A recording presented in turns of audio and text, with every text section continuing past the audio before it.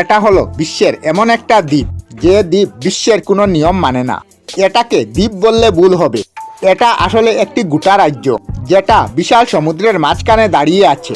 দেখে যদিও বোঝার উপায় নেই, এই রাজ্যে এখনো রাজা এবং সেনাপতিরা বাস করে। প্রতি বছর প্রায় 30 লক্ষ মানুষ এখানে ভ্রমণে যায়। কিন্তু সবথেকে অবাক করা ব্যাপার কি জানেন?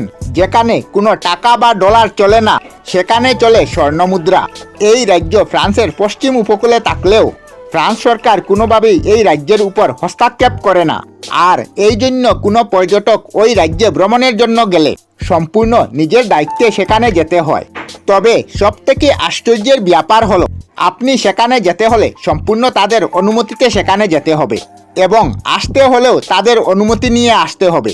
এই রাজ্যের আরেকটি ইন্টারেস্টিং ব্যাপার হলো, এখানে ডুবে যাওয়া রাস্তা দিনের মধ্যে মাত্র 40 থেকে 45 মিনিট এই রাজ্যে যাওয়ার জন্য রাস্তা থাকে। বাকি পুরোটা সময় রাস্তা খুঁজে পাওয়া যায় না। এর প্রধান কারণ হলো দিনে 24 ঘন্টার মধ্যে মাত্র 45 মিনিট এখানে জল থাকে না, অর্থাৎ আশেপাশে কোনো জল থাকে না। তাই এখানে যাওয়ার রাস্তা আপনি খুব ভালোভাবেই দেখতে পারবেন, কিন্তু 45 মিনিটের পর চারিপাশ জলে ডুবে যায়। শুধু দেখা যায় এই রাজ্যকে। শীতের সময় এই রাজ্য দেখতে আরও ইন্টারেস্টিং লাগে। চারিপাশে কেবল বরফ আর বরফ, মাঝখানে কেবল এই রাজ্য দাঁড়িয়ে আছে। এই রাজ্যের ডাকনাম হলো মশানিশেল। নাম শুনেই বোঝা যায় এটা একটি রহস্যময় দ্বীপ এবং প্রধান কারণ হলো শুরুতেই এই দ্বীপে ছিল একটি গির্জা। ইংরেজ ও ফরাসি যুদ্ধের সময় এই গির্জা বেশিরভাগ ভেঙে ফেলা হয়, কিন্তু কোনো কারণে ওই গির্জা বেঁচে যায়। এর কারণটা ছিল এখানে যাওয়াটা খুবই অসম্ভব।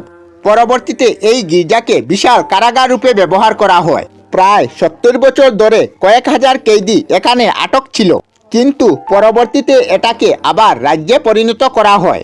অনেক ধরনের কয়েদিদের মধ্যে বেঁচে যায় কয়েকজন, এটাকে আবার রাজ্য বানিয়ে নেয় এবং এই কারণে এখানে বসবাস করা রাজা এবং সৈন্যরা বাইরের পৃথিবীতে আসতে চায় না।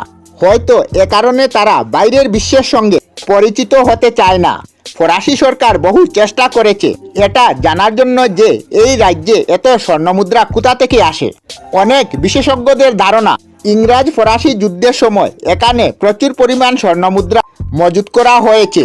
যেহেতু এটা ইউনেস্কো স্বীকৃতি বিশ্ব হেরিটেজ, তাই এখানে চাইলেও ফ্রান্স সরকার জোর জুলুম করতে পারে না। এই রাজ্যে ভিডিও করা সম্পূর্ণ নিষিদ্ধ হলেও কিছু পর্যটক নিয়ম না মেনে ভিডিও করে থাকেন, আর সেখান থেকে দেখা যায় ওই রাজ্যের ভিতরের চিত্র। এই রাজ্যে এখনো কয়েক শত প্রজা বাস করছে। তারা তাদের মতো করে ঘরবাড়ি সাজিয়েছে, এমনকি পর্যটকদের জন্য বিভিন্ন সুযোগ সুবিধা করে রেখেছে। এই রাজ্যটাকে দেখতে ছোট মনে হলেও এটা ছোটখাটো একটা জেলার মতো। এই জায়গায় জনবসতি কম হওয়ার কারণে অনেকটা গা চমচম লাগে। এখানে চাইলে আপনি রাতে থাকতে পারবেন। এক রাত্র থাকার জন্য আপনাকে খরচ করতে হবে 1500 টাকার পাশাপাশি বা একটু বেশি। এর থেকেও আশ্চর্যের বিষয় হলো, শত শত বছর ধরে এটি সমুদ্রের ঢেউ, বন্যা, ভূমিকম্প, প্রাকৃতিক দুর্যোগ থেকেও উপেক্ষা করে দাঁড়িয়ে আছে। ফ্রান্স সরকার বহু বছর ধরে চেষ্টা করছে এই রাজ্য রাজা, সেনাপতি ও সৈন্যদের বাইরে নিয়ে আসার এবং তাদের নাগরিকত্ব দেওয়া, কিন্তু তারা কোনোভাবে রাজ্য ছেড়ে বাইরে যেতে চায় না। ভিতরের চিত্র দেখলে দেখতে পাবেন এই রাজ্য কতটা উন্নত। দেখলে মনে হবে এই রাজ্য একদিন কয়েদিদের জন্য নরকের মতো ছিল।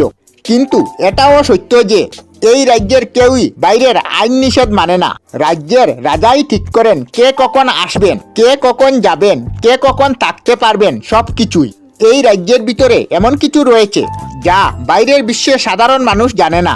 কেবল ভিতরে করা কয়েকটি ভিডিও দেখলে বোঝা যায় 2026 সালেও পৃথিবীর এমন কিছু স্থানে রাজামন্ত্রী এখনো টিকে আছেন।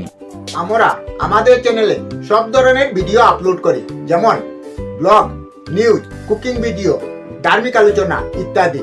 যদি আপনারা এই ধরনের ভিডিও দেখতে পছন্দ করেন তাহলে এই চ্যানেলটি নিশ্চয়ই সাবস্ক্রাইব করবেন। আমি আপনাদের সাথে বিদায়ক না, আজকের মতো বিদায় নিলাম। আর ভিডিওটি ভালো লাগে লাইক, শেয়ার ও কমেন্ট করবেন। ভিডিওটি সম্পূর্ণ দেখার জন্য অশেষ ধন্যবাদ।